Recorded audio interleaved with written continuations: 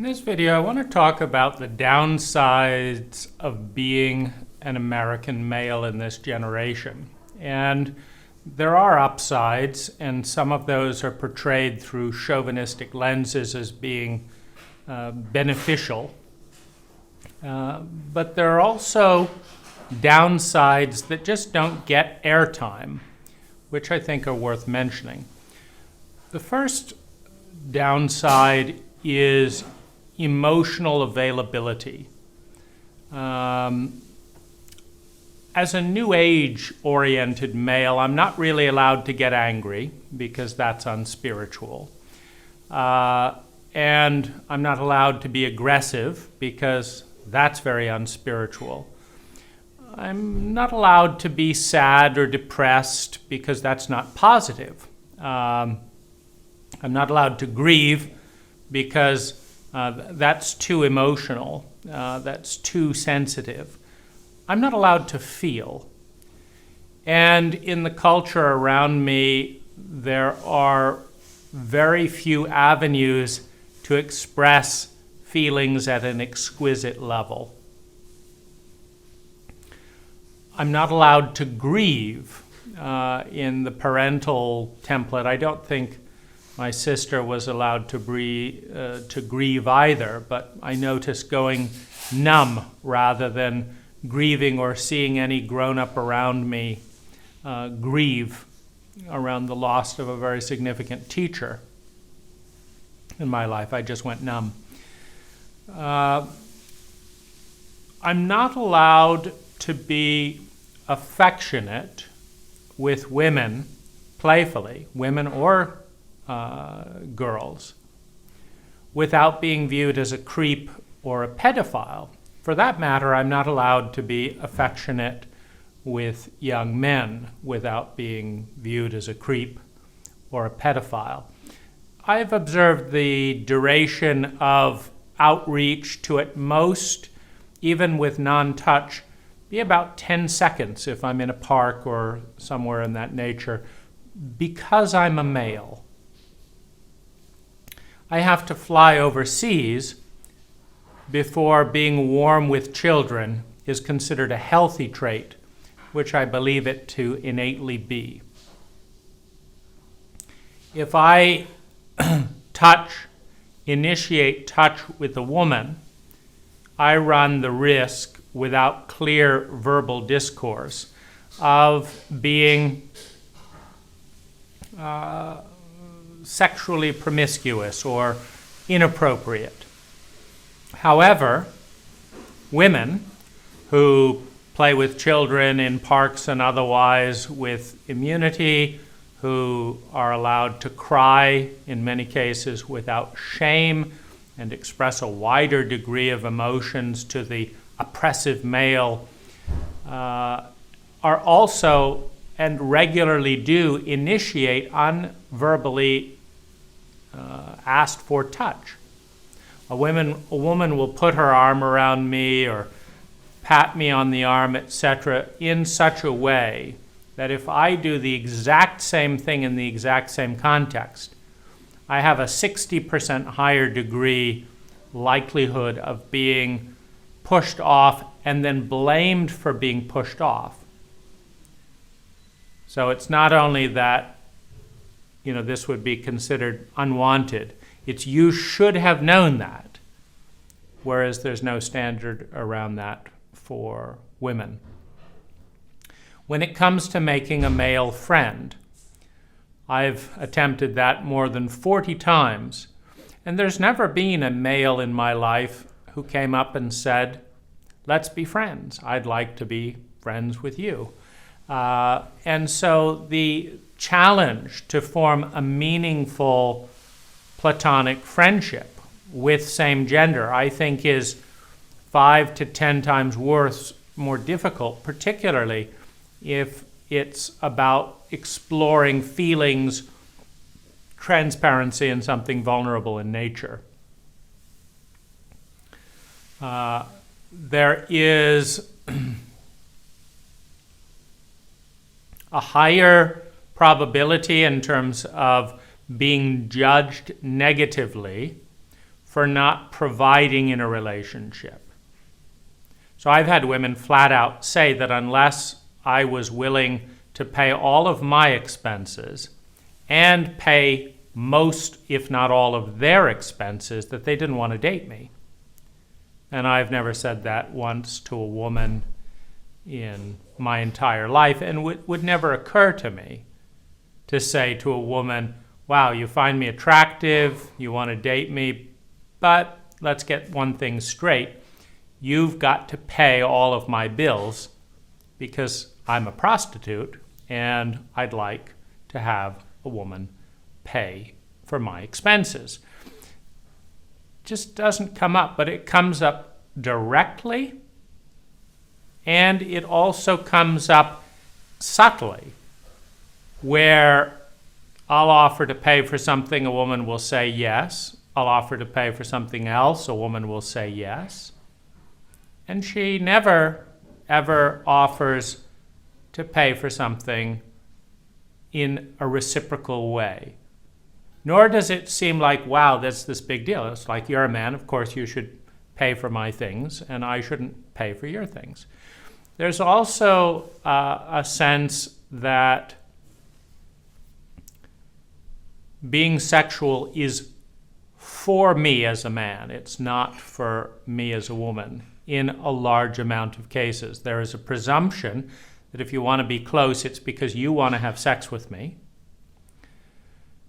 That presumption can prevail even if that is the farthest thing from the truth.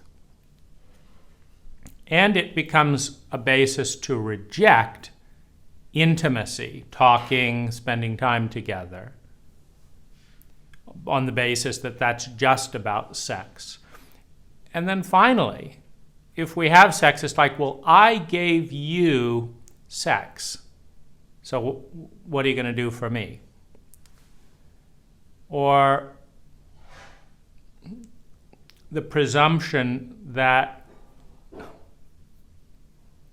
sex is a situation of a woman giving something to the man, when in reality,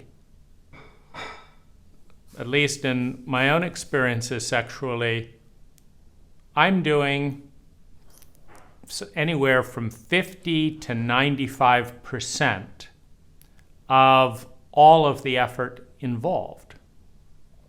Whether it is talking about it, understanding what the woman wants. The number of times a woman has said to me, Dane, I'd really like to understand how to satisfy you fully and completely sexually. Do you like it like this, like this, like this? Okay, let me see what I can do there. Is less than 1%. The numbers of times that I've done that with a woman, relatively high. We're talking about in the 50 to 60% of new sexual experiences, I've approached it in that light and checked in. How was this? How did that feel? What came up for you? Again, doing the verbal work as well as the physical work, as well as the mental work, and making attunements and adjustments. And this has often gone unacknowledged verbally and unreciprocated in practical, in practical reality. That's not coming back towards me. So presumptions about sex, doing a lot of the work in sex, difficulty forming same-gender friendships, being viewed as a pedophile for being warm to children, being viewed as a creep for initiating spontaneous touch that is done casually by women all the time, being denied freedom of feelings, being denied emotional depth. We then come to clothing, where women are able to dress from the range of incredibly conservative business attire and wear their hair to that range, to incredibly flirtatious, incredibly feminine, all kinds of soft pastel colors and silks and dresses and different shoes and attire. And as a general rule, there is not a comment on the negative dress. Now, if I put on colorful silk clothes and interesting hats and shoes, etc., there will be a lot of comment because I'm stepping outside of my role. This, what's he doing with a necklace, right? Other than that, black, a turtleneck, that's passable. Hair, how many hairstyles before something gets commented on as a male versus a female? So each of these things add up to an experience of being somewhat ostracized and demonized and villainized. And even when it comes to war, traditionally speaking, it is a male that is going off to save the country. And one of the things that brought this video up was I'm watching a documentary about a ship go down. Now, it's mentioned casually, 430 people drowned in this ship. And then it's mentioned very specifically, some of them, women and children. In other words, men drowning on a ship, no big deal. Men dying on a battlefield, no big deal. They're only men. But women and children dying, that's a big deal. Children are more important than men. Women are more important than men. Women shouldn't be hit, shouldn't be attacked by a man. But a man, fine. Another man wants to attack another man, that's just fine. But protect the women and children. You also have the complicity in crime and in seduction. And you have various scenarios where the female is the instigator of a crime. If you were a real man, you'd go out and steal that from me. You'd get me this, or I don't care how you get it. I just want this. I want this coat. I want this bag. I want these shoes. And I'm not interested in dating a man who isn't going to do what it takes, illegal if necessary, to get this. When that is caught, it is the male who goes to jail, not the instigator, not the manipulator, that has done any crime whatsoever. Women get lighter prison sentences than men. Women are presumed innocent more than man if there is something wrong. The wife of a mob boss who knows they're a mob boss, they're just a woman. We can't expect a woman to So it is the husband that goes to jail. It is the woman who lives in the luxury with relative immunity. So there are a number of different levels where it is more difficult to be a male than a female. And amidst all of the different wokeness that points out accurately the many areas it's more difficult to be female than it is to be male, I think it's worth understanding that within chauvinism, within stereotypical gender roles, we've set it up that both genders lose to a large degree, just in different ways, and that the revolution